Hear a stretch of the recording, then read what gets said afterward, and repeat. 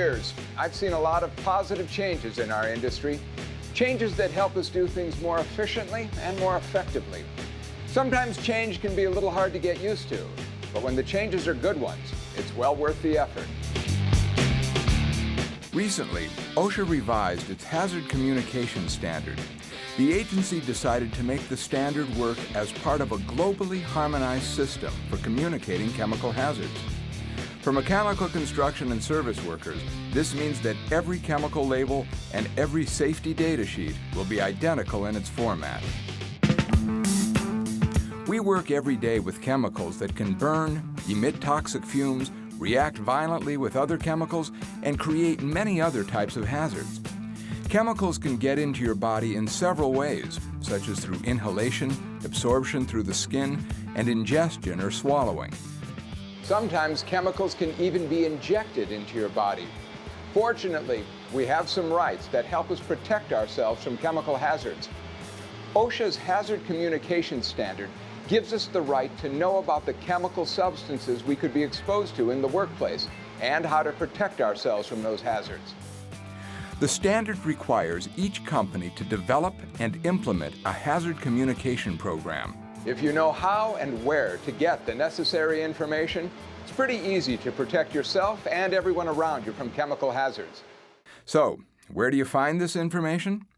A good start is right on the container label. Every container on the job site should be properly labeled. The labels should be in English, easy to read, and prominently displayed on the containers. Each label will have a product identifier, a signal word, one or more pictograms, a hazard statement, a precautionary statement, and contact information. The product identifier is nothing more than the name or number used for a hazardous chemical on a label or in a safety data sheet. It's there so the user can quickly identify the chemical substance. A signal word is one word used to alert you to the severity of the hazard. The two signal words are danger or warning. Danger is used for more severe hazards. A pictogram is a symbol that gives you specific information about the hazards of a chemical. There are a total of 8 pictograms required for worker safety on labels and safety data sheets. There's a 9th pictogram for the environment, but it doesn't apply to workplace safety. Let's take a look at the 8 different pictograms that apply to us. The first pictogram is for health hazards. Prolonged exposure to chemicals covered by this pictogram may cause health problems such as cancer and birth defects. An example is gasoline. The benzene ingredient is a known carcinogen. Keep in mind, a single chemical or chemical mixture may have more than one type of hazard and therefore more than one pictogram. This pictogram also covers mutagenicity, reproductive toxicity, respiratory sensitizers, target organ toxicity, and aspiration toxicity. The next pictogram is for flame hazards. The flammable chemicals covered by this pictogram can burst into flames fairly easily. Acetylene would be an obvious example in our line of work. Chemicals that fall under the flame pictogram include flammables, pyrophorics, and substances that could also be self-heating, emit flammable gas, are self-reactive, or contain organic peroxide. The exclamation mark pictogram covers chemicals that can cause immediate health effects, such as skin rashes or respiratory irritation. One example is soldering flux, which can cause eye irritation, allergic skin reactions, and respiratory irritation. The gas cylinder pictogram warns you about gases that are under pressure, which can explode or propel the cylinder if it's heated, ruptured, or leaking. One common example is a propane cylinder. The corrosion pictogram covers chemicals that can seriously damage skin and eyes. One example would be sulfuric acid, battery acid. The exploding bomb pictogram addresses chemicals that can blow up, like explosives, self-reactives, and organic peroxides. The pictogram flame over circle warns you about oxidizers, chemicals that cause other materials to catch fire or explode. One example is oxygen. The final pictogram in the new system is the skull and crossbones. This identifies chemicals with acute toxicity, which could be fatal or toxic, like condenser coil cleaner. Those are the 8 pictograms that visually help you figure out the hazard category. The hazard statement describes the nature of the potential hazards. Let's look at the hazard statement for acetylene. Contains gas under pressure, may explode if heated. Extremely flammable gas. The precautionary statement describes the recommended protective measures you need to take. Think of it as the precautions you need to implement to protect yourself and those who are working around you. The precautionary statement tells you how to prevent exposure to a chemical and how to store and handle a chemical safely. Here's the precautionary statement for oxygen. Keep away from combustible materials. Keep valves and fittings free from oil and grease. In case of fire, stop leak if safe to do so. Store in a well-ventilated place. The contact information on the label lists the chemical manufacturer, importer, or other responsible party's name, address, and telephone number in case you need to contact them for any reason related to that chemical. If you need more information, or you have a question that isn't answered on the chemical label, the next step is to go to your company's hazard communication program. Go to the chemical information list. This is an inventory of all the chemicals used on the job site. The list has a number, letter, or other symbol that directs you to the right SDS. What we now call an SDS, or Safety Data Sheet, used to be known as a Material Safety Data Sheet, or MSDS. An SDS still serves the same purpose, to provide more detailed information about a chemical substance than what you'll find on the label. In the past, each manufacturer or supplier could format the MSDS differently. Now it's going to be much easier for you. All of the new SDSs will be formatted the same way, so the information you're looking for will always be in the same place. As you'd expect, the SDSs are pretty detailed, but you don't need to be a chemical expert to use them effectively. What you really need to be able to find fairly quickly is what chemical you're working with, the hazards that are associated with it, and how to protect yourself from those hazards. The new SDS is divided into 16 sections, but you won't need to reference all of them. Section 1, Identification. This is where you find the product identifier, recommended use, contact information, and an emergency phone number. Section 2, Hazard Identification. This section requires a more detailed explanation. In it, you'll find that the chemical is classified according to the nature of the physical hazards, such as a flammable solid, or health hazards, such as a respiratory sensitizer. Where it's appropriate, this section will also show a hazard category or subcategory by a number, or a number and a letter. The bottom line, the lower the number, the higher the hazard. Let's look at some examples. There are 4 categories for flammable liquid hazards. Category 1 chemicals are more flammable than Category 2 chemicals. The least flammable is Category 4. For skin corrosion and irritation hazards, there are only 2 categories, 1 and 2. A 1 hazard is worse than a 2 hazard. Within these 2 categories are subcategories A, B, and C. A hazard that is 1A is worse than a 1B hazard, and a 1C hazard is worse than a Category 2 hazard.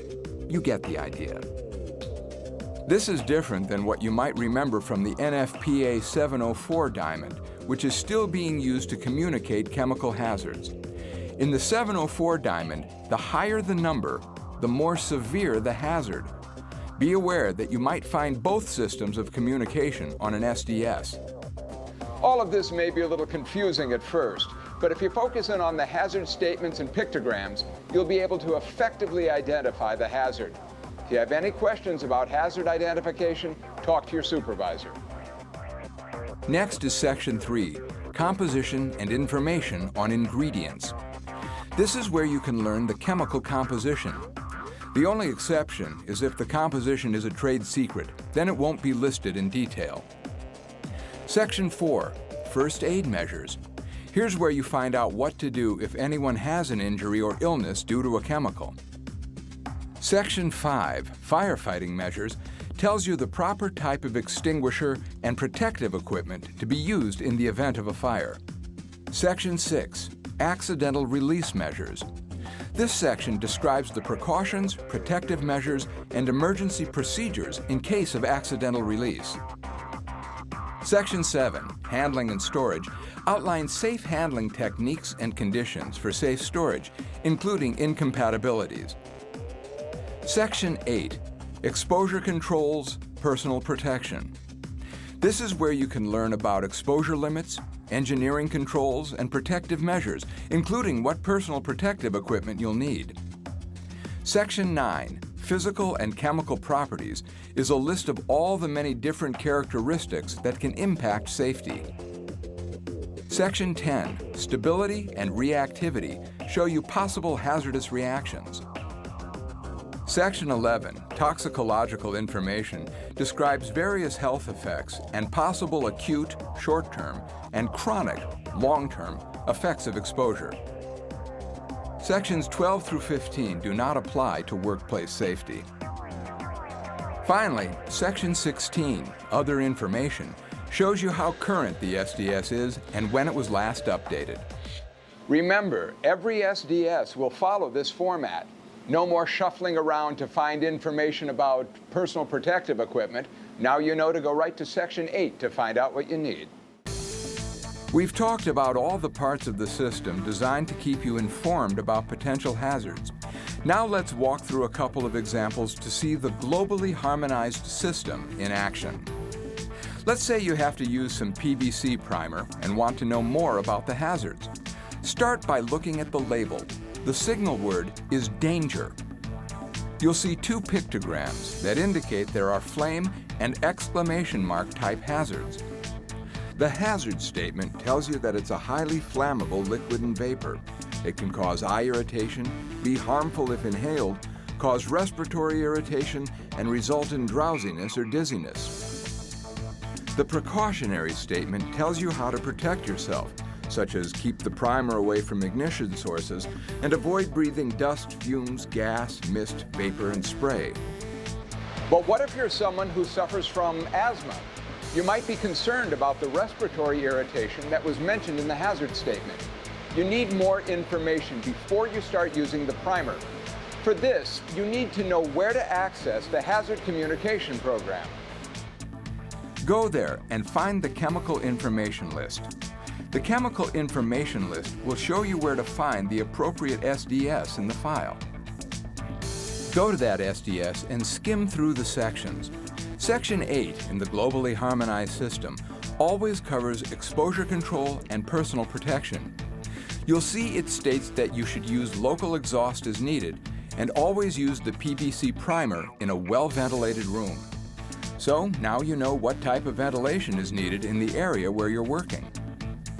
Let's try a different substance. Let's say you're using argon to purge a piping system and want to know more about the hazards. Let's start with the label. We have our hazard category pictogram, gas cylinder, and the signal word, warning. The hazard statement shows that it contains gas under pressure and may explode if heated. It may also be an asphyxiant if inhaled in high concentrations. The precautionary statement directs you to store it in a well-ventilated place. That's helpful, but you want more information. There may be other chemicals in the area, and the air temperature changes can be extreme in the local climate. You want to know whether argon is reactive. Go to your company's written hazard communication program. Find the chemical information list. Identify the correct safety data sheet. Skim through the sections until you find Section 10, which is always about stability and reactivity. You can see here that argon is stable under normal conditions. Now you know that it's not normally reactive. That's how the globally harmonized hazard communication system works. It makes it very clear what the hazards are and how to find the information you need to protect yourself and the people around you. Here are a few more requirements for working safely with chemicals. After using a chemical, always wash your hands thoroughly before you eat, drink, smoke, or apply lip balm or makeup. That way you won't inadvertently swallow any of the substances. If you transfer a chemical from one container to another, try to take only the amount that you'll use right away. If you're unable to use it all and have to put it aside for use later, make sure the container is properly labeled according to the new globally harmonized labeling system. You have the right to access your company's written hazard communication program and safety data sheets whenever you need to. It's critical that you know where you can access them quickly on each and every job site. You should know exactly where this information is, what trailer, what computer, what file cabinet, what binder, wherever. If you have questions about any chemical substance or any part of the hazard communication program, ask your supervisor for help immediately. It might be a while before all the chemical manufacturers, suppliers, and importers have their new labeling systems and SDSs in order, but many of them have already made the change. We'll be using both the old system and the new system for a while, but that's okay. Ultimately, changing to the globally harmonized system will improve the consistency and accuracy of classifying and labeling hazardous substances and make it easier to read the warnings. This will ensure that everyone understands the hazards they're working with and can effectively protect themselves.